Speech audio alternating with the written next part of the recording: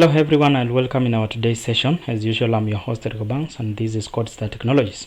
And in our today's session, as I promised you in my previous video, I told you that I'm going to do a video about various widely used programming languages. And in our today's session, I've done a list of around 5 languages that are widely used in the field of software development. Remember in my previous video, I was talking about the best institution where you can go and study, you can start your career in software development. And I also said that software development is a wide area which has got various branches that you can specialize on, and in those areas there are languages that are there are languages that fit well on those kind of areas of specialization. So that's why I decided to do a video about the widely used programming languages and areas where they can apply very well.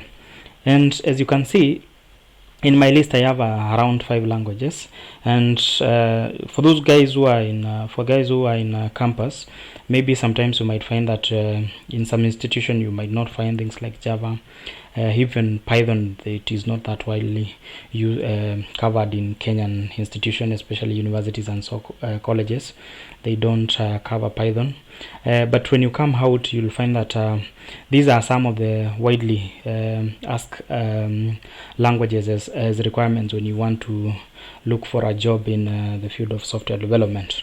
So it's good for you to find time and enroll with CodeStar Technologies, and we will assist you to learn to cover this programming language until you do a project.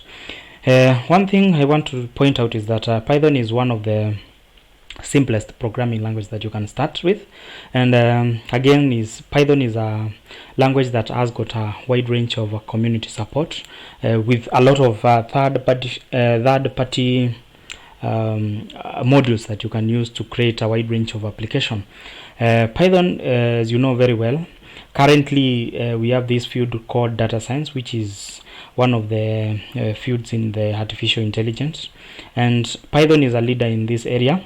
And if you cover Python with this kind of and get this kind of skill, the ability of getting the chances of getting a job is very high, because it's one of the fastest growing field in this sector of software development.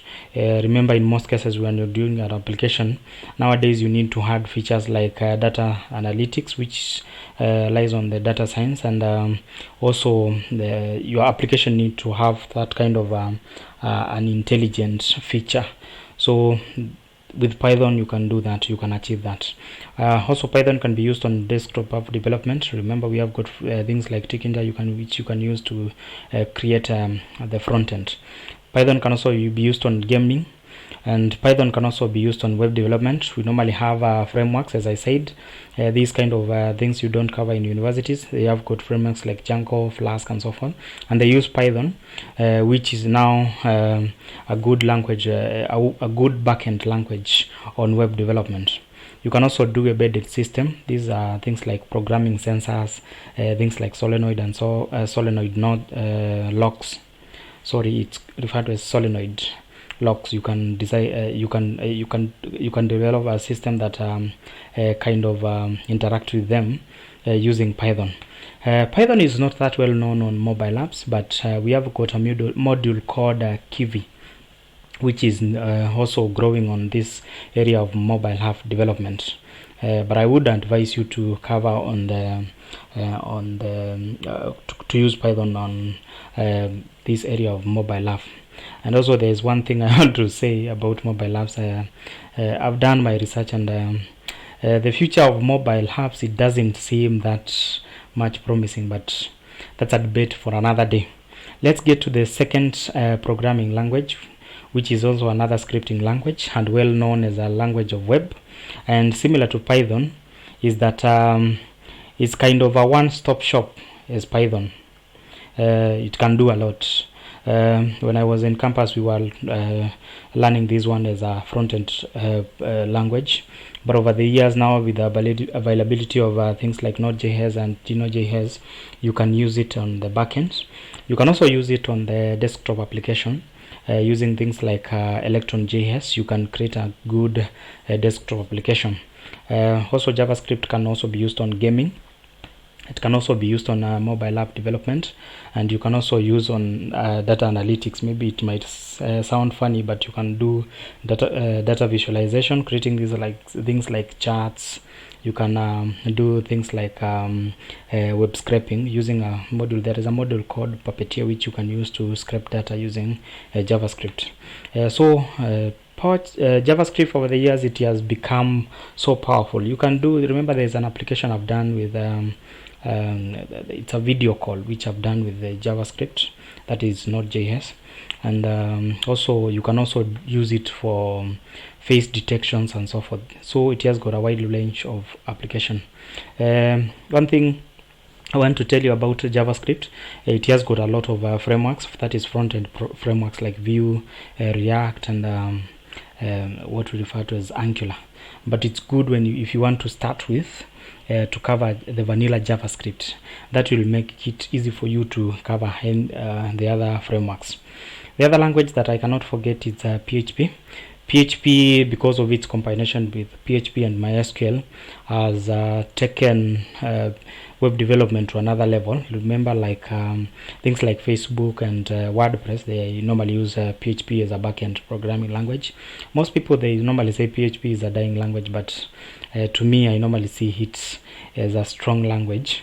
It has got a lot of community following, and one thing is that PHP it is kind of used on over 70% of all the web application. So this is not a language that you need to ignore. With all this language, when it comes to web development on Java, JavaScript, and Python, you will need things like HTML, CSS, JavaScript, and also Bootstrap to create the front-end part. Another language, and these ones are scripting languages. Let's come to now the compiled language. Java is a compiled language, and it's one of the heavy language you cannot start with.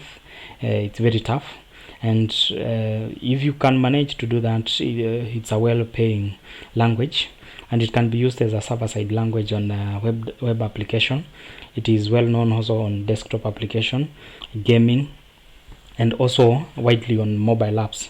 So it gives a lot of competition to a language like Kotlin.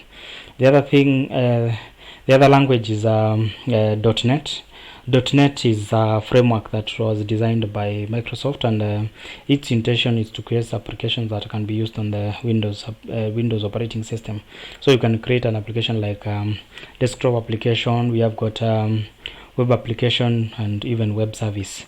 So with the languages like C#, they have ability to create all that. Even C++ can also be used on gaming. And remember, C++ is also our fastest language when it comes to program execution, similar to Java. And even we also VB, which is also another language that is widely used. The good thing about this one, when you're designing the user interface, it's very easy because it has got features like drag and drop. The last one is sequential query language. The sequential query language, it's a language that is used to interact with the database. Remember, we have database like MySQL, SQLite, we have got Postgres, MongoDB, and so forth. So it's up to you to choose which database you want to use, and learn this kind of language that we normally use to interact with database. So it will give you the ability to create, read, update, and delete data on the database. And you'll be in a position to create a complete application that has got that interacts even with the database. On my next video, I'm going to talk about there is a guy who asked me about geocoding, and I have an application that I did about geocoding. That will be my next video. So it's up to you to decide which is the best language. I would advise you to start with Python or even HTML, CSS, and so forth. Then choose either to go with Java or JavaScript, because web development, it is the future. Thank you guys. All the best. See you in my next video.